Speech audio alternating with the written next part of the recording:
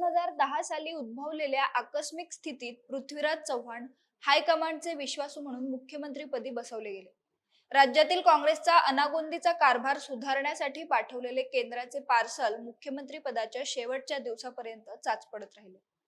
त्यांना ना राज्याचा सूर गवसला ना पक्षाची कमान सांभाळता आली. याच नेत्याला आता पुन्हा एकदा प्रदेशाध्यक्षपदी बसवून काँग्रेस हायकमांड नेमकं काय साधू पाहतंय? नाना पटोलेंना पदावरून दूर करण्यासाठी पृथ्वीबाबांना मोहरा बनवलं जातंय का, की प्रदेश काँग्रेसमध्ये एकही मोठा नेता न उरल्यामुळे केवळ हायकमांडचा चेला म्हणून त्यांची या पदावर वर्णी लावली जात आहे? हेच या व्हिडिओच्या माध्यमातून जाणून घेऊया. नमस्कार, मी अवंती भोयर आणि कॅमेऱ्यावर आहे नितेश काळे. एकीकडे महाराष्ट्र विधानसभा निवडणुकीत झालेल्या दारुण पराभवामुळे महाविकास आघाडीतील मतभेद समोर येत आहेत, तर दुसरीकडे काँग्रेसवर ओढवलेल्या नामुष्कीतून बाहेर पडण्यासाठी हायकमांडने थेट प्रदेशाध्यक्षच बदलण्याचे संकेत दिल्याची माहिती आहे. नाना पटोलेंना डावलून काँग्रेसच्या प्रदेशाध्यक्षपदी आता पृथ्वीराज चव्हाणांची वर्णी लागण्याची शक्यता आहे. यंदाच्या विधानसभा निवडणुकीत आपापसातील मतभेद, नियोजनाची कमतरता आणि संघटन कौशल्याच्या अभावामुळे काँग्रेसने लढवलेल्या 103 जागांपैकी अर्ध्याही जागा त्यांना पदरात पाडून घेता आल्या नाहीत.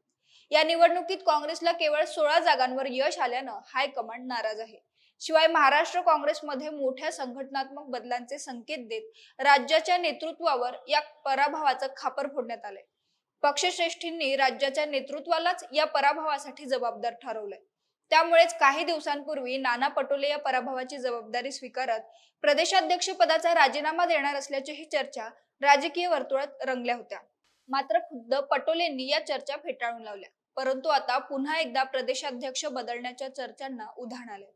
काँग्रेसचे ज्येष्ठ नेते पृथ्वीराज चव्हाण यांना तातडीने दिल्लीला बोलवण्यात आलं. त्यांच्यावर प्रदेशाध्यक्ष पदाची जबाबदारी सोपवणार असल्याची माहिती आहे.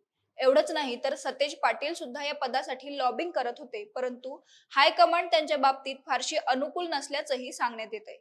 सोमवारी पृथ्वीराज चव्हाण यांना काँग्रेस हायकमांड कडून दिल्लीला तात्काळ बोलवण्यात आलं.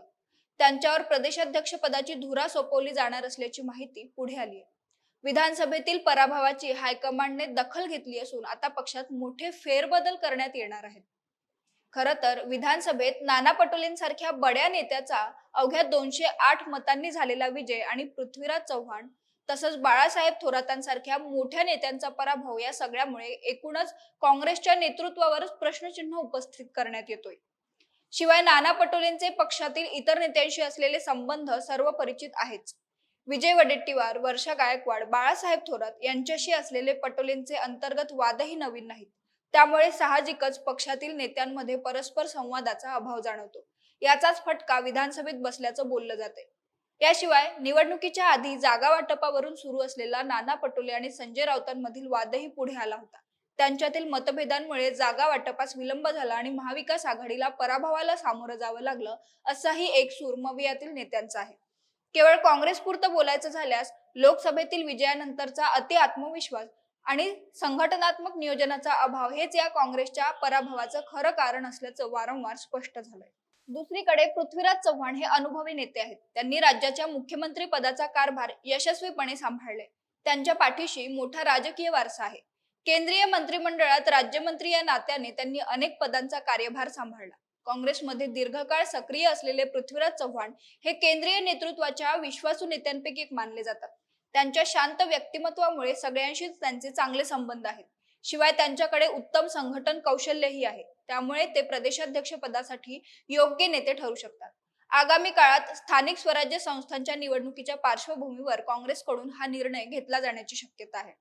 पृथ्वीराज चव्हाण यांच्या नावावर शिक्कामोर्तब झाल्यास त्यांच्या पुढे पक्ष एकजूट करण्याची सर्वात मोठी जबाबदारी असेल.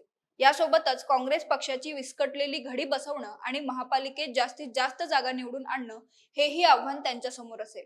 मात्र या शक्यतेची दुसरी बाजू अशी की विधानसभा निवडणुकीत कराड दक्षिण विधानसभा मतदारसंघातून पृथ्वीराज चव्हाणांसारख्या दिग्गज नेत्याचा तब्बल 39,355 मतांनी पराभव झाला.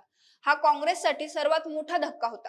त्यामुळे असं असताना आता पृथ्वीराज चव्हाणांवर प्रदेशाध्यक्ष पदाची जबाबदारी सोपवण्याला पक्षातील इतर नेते अनुकूल असणार का, हा सुद्धा मोठा प्रश्न आहे.